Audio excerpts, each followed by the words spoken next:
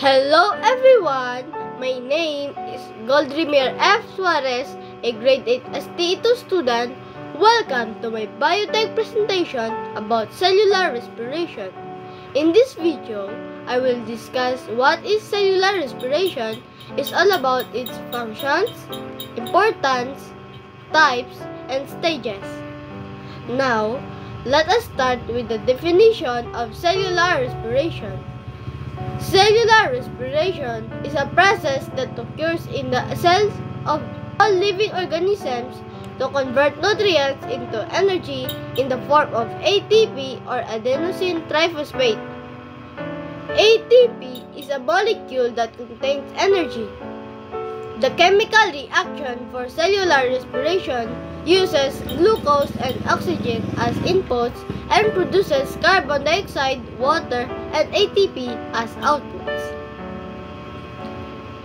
Glucose is the main source of energy for cellular respiration, regardless of what kind of organism it is undergoing this ATP producing metabolic. To learn more, cellular respiration has two types: aerobic respiration and anaerobic respiration. 1. Aerobic respiration. Aerobic respiration happens in the cytoplasm and mitochondria with the presence of oxygen and glucose to make ATP, carbon dioxide, and water. It releases more energy that produces 36 to 38 ATP per glucose but more slowly. It relates to aerobic exercises which needs a large amount of energy over a long time period. Oxygen is present and carbon dioxide and water is produced as waste products, while anaerobic respiration happens only in the cytoplasm with the absence of oxygen and releases much smaller amount of energy. It produces only 2 ATP molecules per glucose but more quickly. It occurs in the muscle cell during hard exercise and yeast when brewing beer. Now, let's proceed to the 3 main stages of cellular respiration. First stage is the glycolysis. It occurs in the cytoplasm, breaks down 1 molecule of glucose into 2 molecules of pyruvate and produces 2 ATP molecules and 2 NADH molecules. The second stage is the Krebs cycle, or also known as citric acid cycle. In this stage, it takes place in the matrix of mitochondria and requires oxygen. Pyruvate is further broken down to release CO2, transferring high-energy electrons to NADH and FADH2. It produces 2 ATP molecules, 6 NAD, and 2 FADH2 per glucose. And the last stage is the ETC, or the electron transport chain.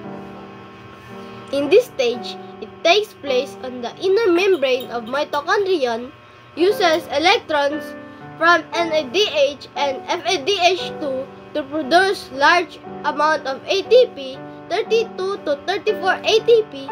Oxygen is the final electron acceptor, combining with electrons and protons.